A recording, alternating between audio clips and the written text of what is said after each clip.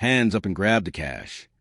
That seemed to be the motto of the criminals responsible for a string of violent crimes that sent shockwaves through a quiet farming community. Fear spread like wildfire among the residents as the attacks became more frequent, leaving authorities desperate for leads. Running out of options, the local police turned to the FBI, hoping their expertise would help bring the perpetrators to justice before more innocent lives were lost. In June 1997, a wave of brutal crime swept across Iowa, leaving devastation in its wake. The assailants robbed, kidnapped, and killed without hesitation before vanishing into the unknown. Where they were headed, no one could say. I'm Tim Carls, the former head of the FBI's New York field office. When the call for help came, we mobilized every resource at our disposal. Once we identified the suspects, our team covered over 1,000 miles in pursuit, determined to catch them before they struck again. June 11th, 1997.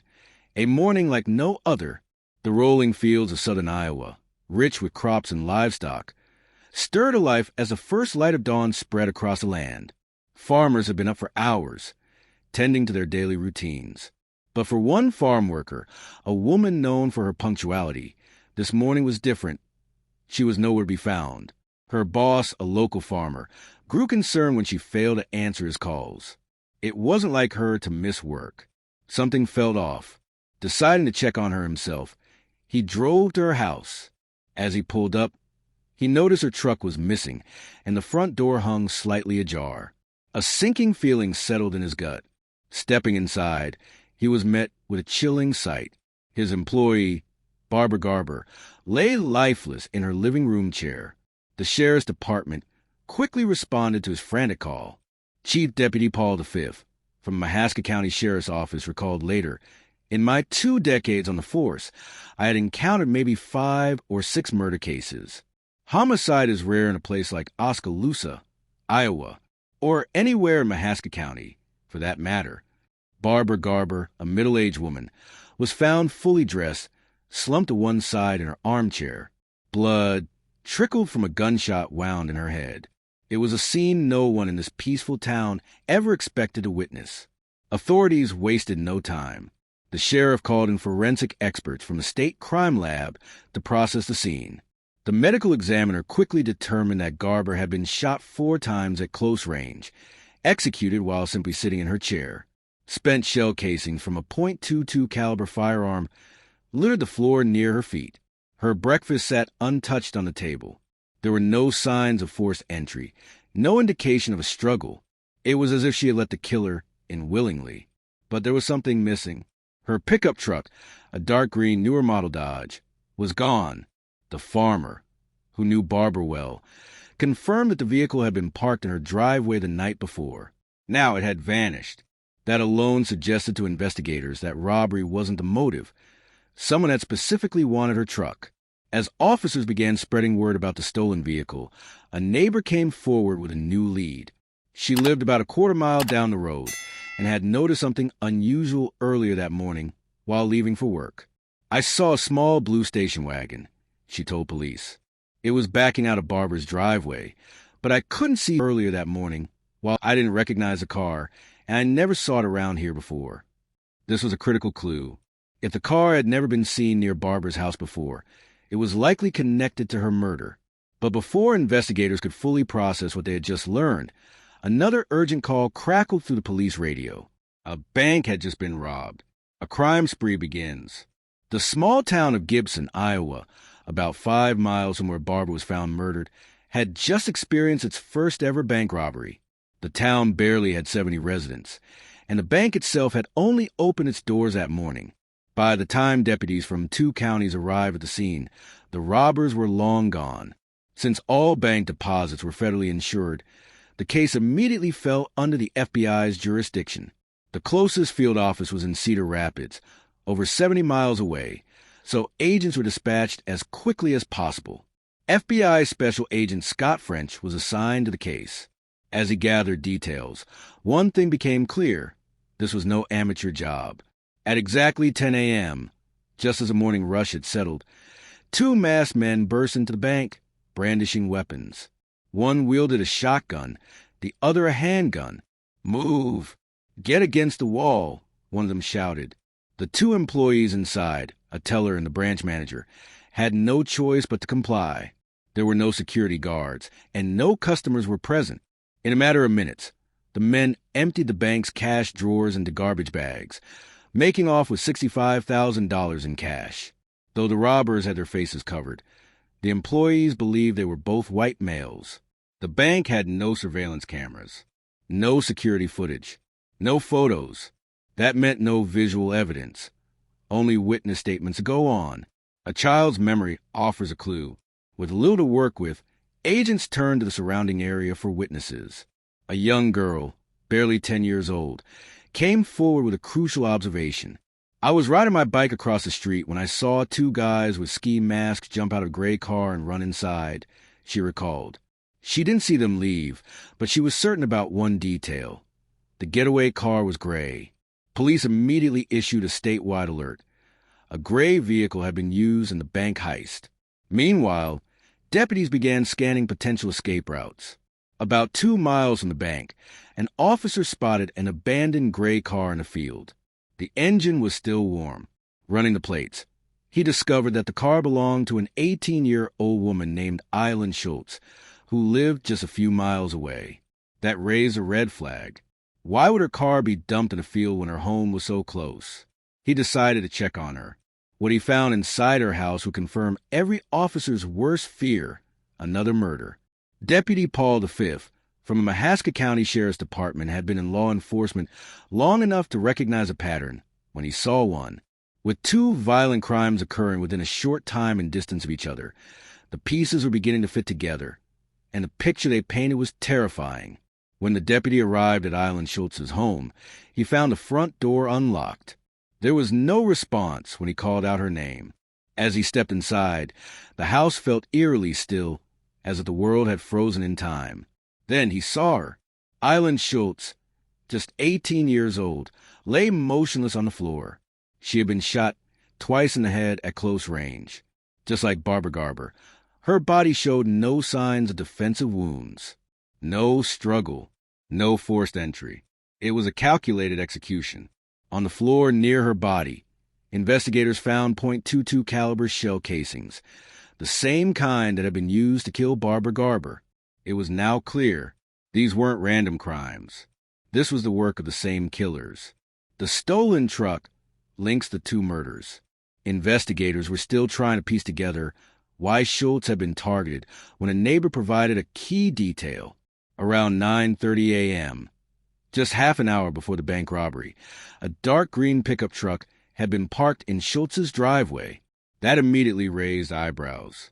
Barbara Garber's stolen green Dodge pickup, the very vehicle missing from her home, was now seen outside Eileen Schultz's house on the morning of her murder. This new revelation sent a chilling realization through the investigation team. The killers had likely driven Barbara's truck straight to Eileen's house after murdering her. That meant they had a specific plan, not just random targets. 2 murders, 1 stolen truck, and a bank robbery. Everything was connected. Ballistics confirmed the worst. Both victims were transported to the state crime lab for autopsies. Forensic analysts compared the bullets from each crime scene, and the results confirmed what detectives already feared. Both women had been shot with the exact same weapon, a .22 caliber semi-automatic pistol. This wasn't coincidence. This was a cold-blooded killing spree. As the FBI and local authorities gathered in the Mahaska County Sheriff's Office, they established a task force headquarters. A hotline was set up, and descriptions of the stolen green pickup were broadcast to law enforcement across multiple states. The investigation ramped up, with deputies checking every lead that came in. But with so many similar vehicles in the area, the search for the green Dodge pickup felt like looking for a needle in a haystack. Then a local teenager came forward. He reported seeing 2 men in a dark green pickup that morning, driving through Oskaloosa. Though he couldn't get a good look at their faces or the truck's license plate, he gave investigators one crucial detail. He recognized the driver. The man behind the wheel, he said, was someone he'd seen around town before, a 22-year-old named Jamie McMahon. The tip sent a jolt through the task force. They finally had a suspect. Digging into Jamie McMahon's past, As soon as they had a name, detectives pulled McMahon's criminal record. Though he had no major arrests, officers knew him as a troubled young man with a reputation for reckless behavior. He had dropped out of school, struggled to hold down a job, and had recently been seen hanging out with a different crowd. Even more troubling, when detectives contacted McMahon's family, they learned that he hadn't been home since the morning of the murders and the bank robbery. His parents hadn't seen or heard from him since. As investigators dug deeper, they uncovered another name, Christopher Kaufman. Kaufman was McMahon's 18-year-old stepbrother. The two had never been particularly close growing up, but in recent months, they had become inseparable. That couldn't be ignored. Authorities now believe that McMahon and Kaufman were the two masked gunmen who robbed the bank. And if they were willing to shoot two innocent women in cold blood, there was no telling what they'd do next. The race was on to catch them before they killed again. A new lead took investigators back to the blue station wagon that had been seen reversing out of Barbara Garber's driveway early that morning. Detectives tracked the station wagon's ownership records, discovering it belonged to a friend of McMahon's. The friend revealed that he had lent McMahon the car for several months because Jamie didn't own one himself. That sealed it. McMahon had been at Barbara Garber's house the morning she was murdered. The evidence against him was mounting, but the most chilling discovery was yet to come. McMahon's obsession with the green pickup. Friends of Jamie McMahon told police something eerie. He had been obsessed with owning a green Dodge pickup. Earlier that year, he had even tried to buy the exact same model Barbara Garber owned, but he couldn't afford it, so he canceled the purchase. Investigators were left wondering, did McMahon murder Barbara Garber just to steal her truck? The thought was horrifying, but the timeline was making more and more sense. As detectives interviewed more of McMahon's acquaintances, one detail stood out. A friend remembered McMahon asking to borrow a gun just a day before the crimes. The firearm? A .22 caliber semi-automatic pistol, the same kind used in both murders. That was it. The puzzle was coming together. McMahon and Kaufman had killed not out of necessity, but because they wanted a truck, fast cash, and a thrill. And now they were on the run. With their names plastered across police bulletins, authorities feared they would do anything to avoid capture. And if they were still armed, they were even more dangerous than before. With Jamie McMahon and Christopher Kaufman now identified as suspects in two murders and a bank robbery, law enforcement across multiple states was put on high alert. The FBI and local authorities feared that if the two remained at large, more innocent people could lose their lives. The problem? They had a 12-hour head start. By the time authorities put the pieces together, McMahon and Kaufman had already left Iowa. But no one knew where they had gone. A statewide manhunt was launched, with roadblocks set up along major highways, and alerts sent to police departments across the Midwest. The dark green Dodge pickup they had stolen from Barbara Garber was now the key piece of evidence. If officers could locate the truck, they could find the fugitives. But tracking it down was proving harder than expected. Calls flooded the tip hotline with reported sightings of the stolen truck. Witnesses claimed to have seen it all over Iowa, as well as in neighboring states. But none of the leads panned out. The problem? There were dozens of green Dodge pickups on the road. Every single one had to be checked out, but none turned out to be the one McMahon and Kaufman had stolen. Then, a breakthrough came from a local teenager. He told police that he had seen the stolen truck that morning in Oskaloosa, Iowa, with two men inside. One of them was definitely Jamie McMahon. And while he couldn't make out the second man, he noticed something that would change the course of the investigation. The truck had already been spray-painted a slightly different shade of green. This revelation was huge. McMahon and Kaufman were actively trying to disguise their vehicle, a sign that they knew law enforcement was closing in. Deputies began scouring Oskaloosa and the surrounding towns, searching for a truck that matched the altered description. They didn't have to wait long. A farmer on the outskirts of town called in with a chilling update. "I saw that green pickup earlier today. Two young men were driving it, and they weren't from around here." Investigators pressed him for details. The farmer's account matched the description of McMahon and Kaufman exactly. And even more importantly, they were headed south, escaping across state lines. With this new information, The FBI expanded the search into Missouri, Kansas, and beyond. McMahon and Kaufman had $65,000 in stolen cash, and if they had already tried to disguise the truck, they were likely planning to leave the country. The leading theory? The killers were headed for Mexico. FBI Special Agent Michael Barrier explained, "We had to assume they knew how serious this was. The best way to avoid capture? Cross the border. We needed to move fast." But while agents tried to anticipate their next move, McMahon and Kaufman were already 2 steps ahead. And soon, they wouldn't be traveling alone. 2 teenage girls go missing. As if the situation wasn't bad enough, a new development sent shockwaves through the task force. 2 local teenage girls, age 16 and 17, had been reported missing by their parents. The connection to McMahon and Kaufman became clear within hours. The girls had been seen partying with the fugitives the night before the crimes. Then, after the murders and the bank robbery, they vanished. Their parents were frantic. They would never just disappear like this. We're terrified something has happened to them. Investigators now feared the worst. Had the killers kidnapped them? Were they hostages? Or were the girls traveling willingly with 2 men wanted for murder? Following their trail, a major breakthrough came from an unlikely source. The clerk at a roadside motel. She reported that McMahon, Kaufman, and the 2 missing girls had checked in the night before. And that wasn't all. She distinctly remembered their truck, a green pickup, recently repainted, but still fitting the description of the stolen Dodge. By the time police arrived at the motel, the group was gone, but their direction of travel was clear. They were heading south. Authorities issued a nationwide alert. Jamie McMahon and Christopher Kaufman are armed, dangerous, and traveling with 2 teenage girls. They must be found before more lives are lost. With Jamie McMahon and Christopher Kaufman now officially on the run with 2 teenage girls, law enforcement agencies across the country intensified their efforts to track them down. The FBI feared that if the fugitives continued south, they might try to cross into Mexico, making capture far more difficult. Meanwhile, the families of the missing girls were growing increasingly desperate. They've never done anything like this before. We don't know if they're being held against their will or if they went with them willingly. But either way, they're in danger.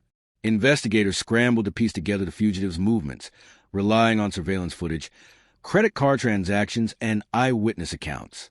Then, a huge break came from a motel clerk in Branson, Missouri. She recognized McMahon, Kaufman, and the 2 girls from the news reports. And even more importantly, she had proof they had been there.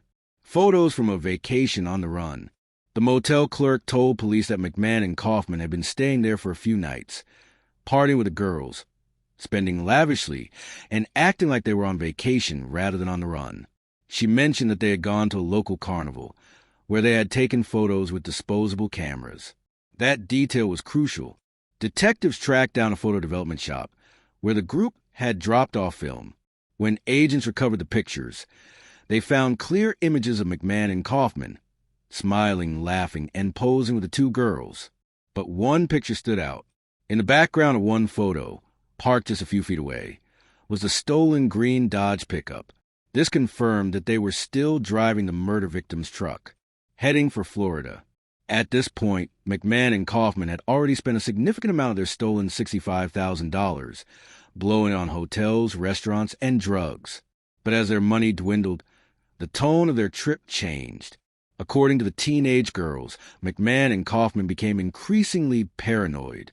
The men were on edge, constantly checking the news to see if their faces had been identified.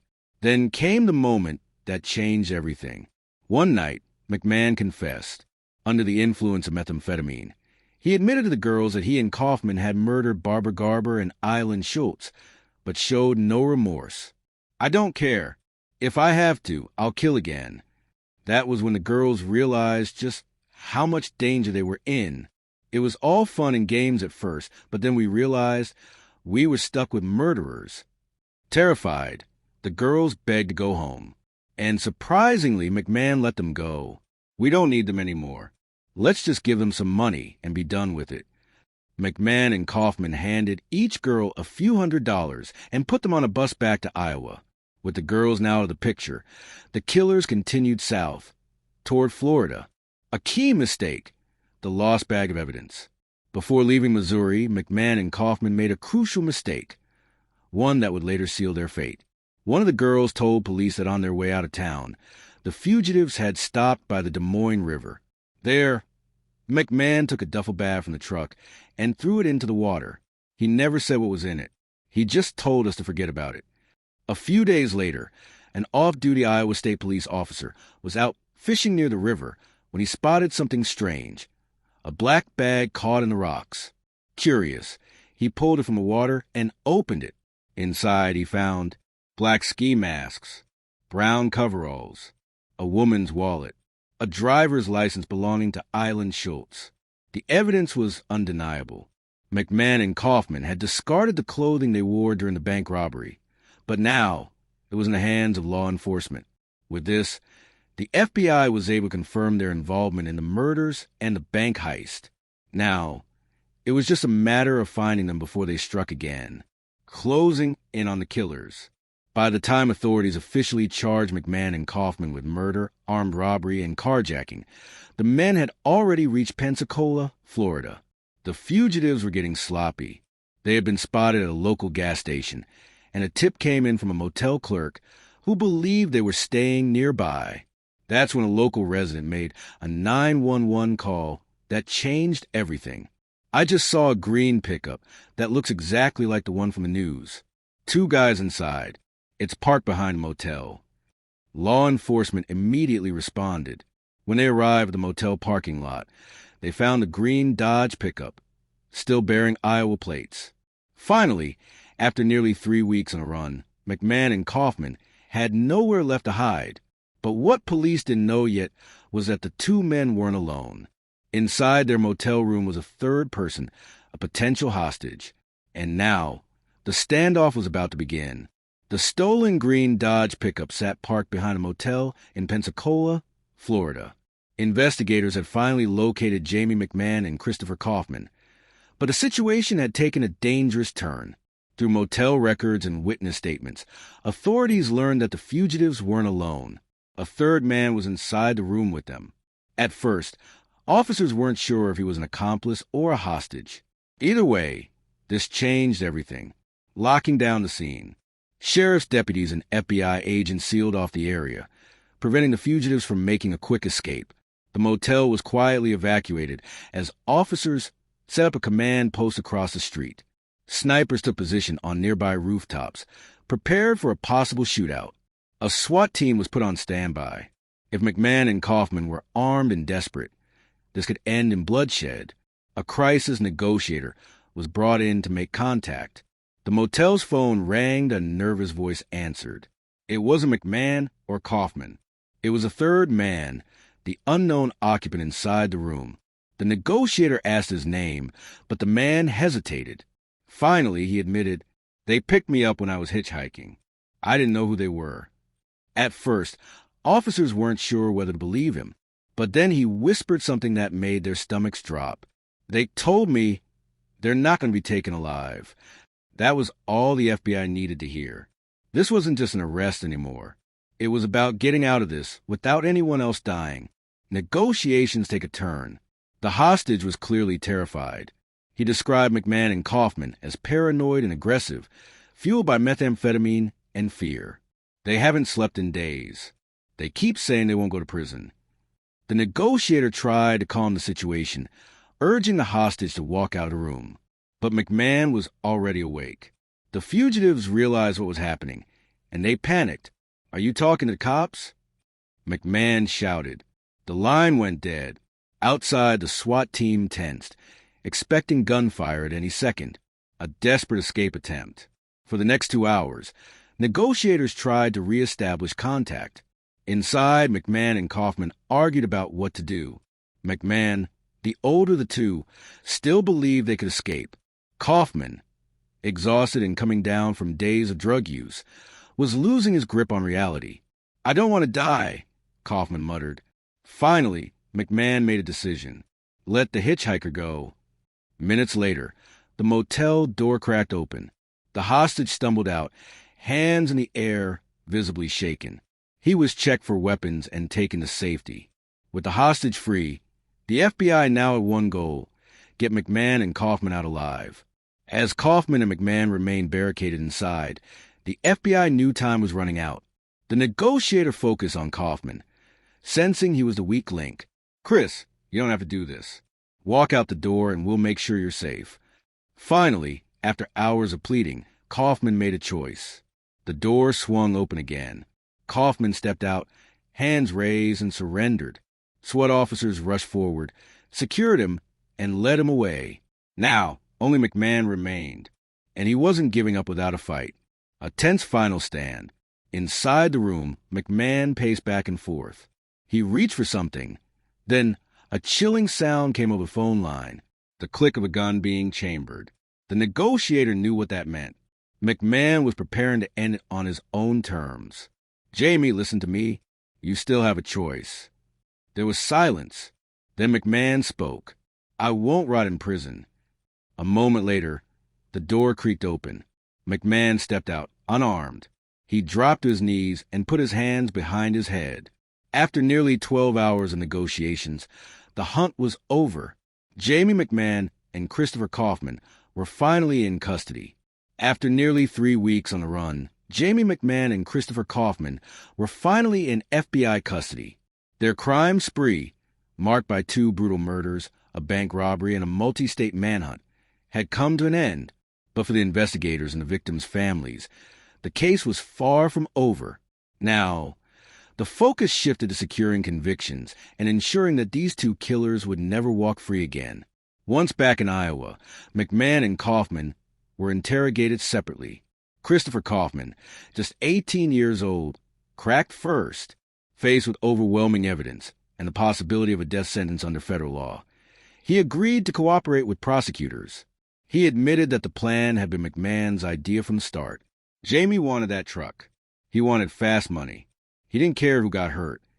Kaufman also confessed that he fired the first shot at Barbara Garber, but insisted that McMahon finish the job to make sure she was dead. As for Eileen Schultz, Kaufman claimed that McMahon shot her without hesitation, just to steal her car. She trusted him. She let us in, and then he shot her. The ballistics evidence confirmed it. The .22 caliber pistol used in both murders had been found in their motel room in Florida. There was no doubt they were guilty.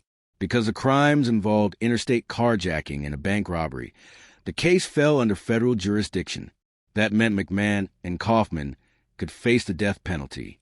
Even though Iowa did not have capital punishment, federal law allowed execution for murder committed during a felony, which applied to both killings. When faced with the possibility of execution, McMahon and Kaufman pleaded guilty to all charges in exchange for life sentences without parole. For the families of Barbara Garber and Eileen Schultz, the plea deal brought mixed emotions. On one hand, justice was served. The killers would never walk free again. But on the other hand, there was no real closure. "They get to live, but our daughters don't," one grieving parent said. Chief Deputy Paul V, who had spent a career in a small town with almost no violent crime, was still shaken.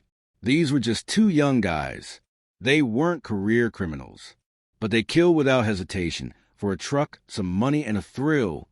The brutality of the murders still haunted the community, long after the case was closed.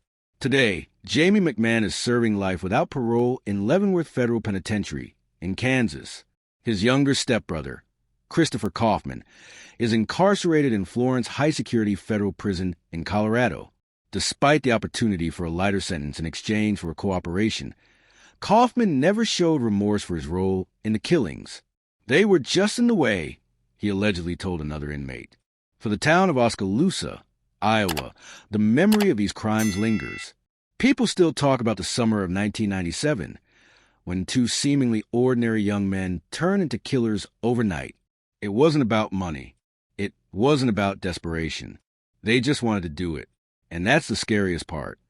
Though justice was served, nothing could bring back the innocent lives lost, and the town would never be the same again.